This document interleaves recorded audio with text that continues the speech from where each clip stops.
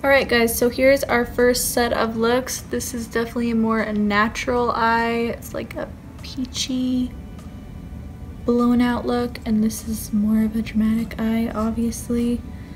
More of like a sunsetty look. I did experience a bit of patchiness with this purple shade, A3, but I mean, that's the deal with purples. They're usually kind of patchy and hard to work with.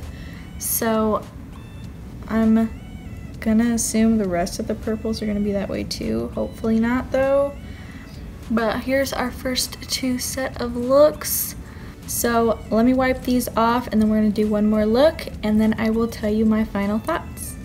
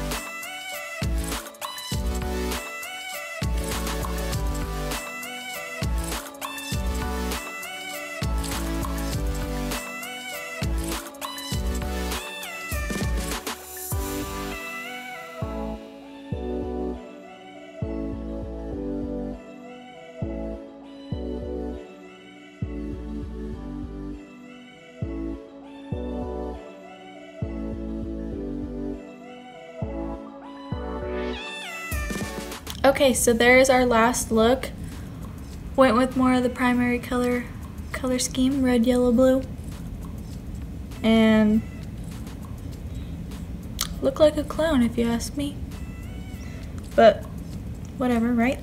So overall thoughts on this palette, I think I do like it a lot, but I feel like most of the palette is purples and the purples are pretty patchy. So I don't know about that. It's kind of like a rainbow palette sans the greens and added 10,000 extra purples. So if you have any other rainbow palettes, I'm not sure you would need this.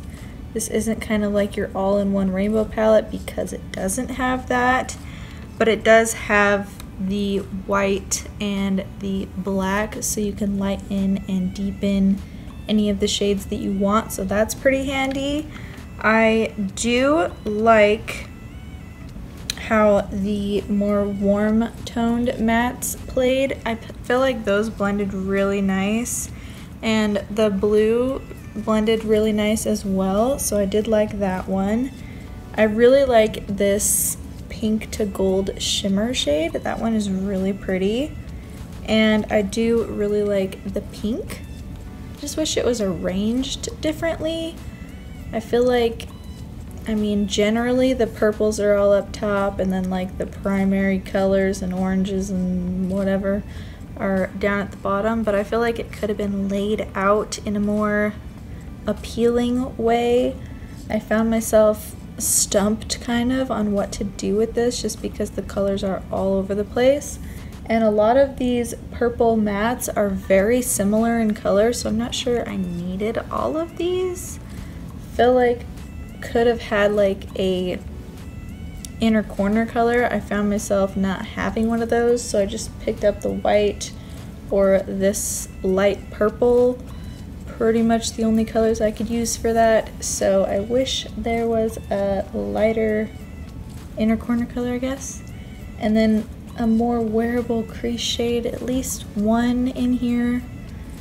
You had room with all these purples and such. I found myself dipping into the white quite a lot, so I'm really glad it's there. It's very useful. And I'm not sure that I'd recommend this palette if you're not skilled at eyeshadow, I would say. It's not the easiest thing to work with. There's a lot of blending required, and all Anastasia shadows are pretty powdery, these included. So not sure that I would recommend it for beginners, but I mean, this is a very bold palette, so you gotta like bold colors to want this one. And if you don't like bold colors, why would you buy it? Don't buy it. That's dumb. So definitely an Instagram palette. You can make a lot of really pretty looks with this one, but it's gonna take some work and effort and skill to get there. You can create more of like a natural look if you wanted to like pop one of these on the lower lash line, but this is a pretty expensive palette for just to pop a color, if you know what I mean. So let me know if you guys pick up this palette or if you're going to, and how it worked out for you, if you found some of the purples patchy as well like I did. And I will see you in my next video.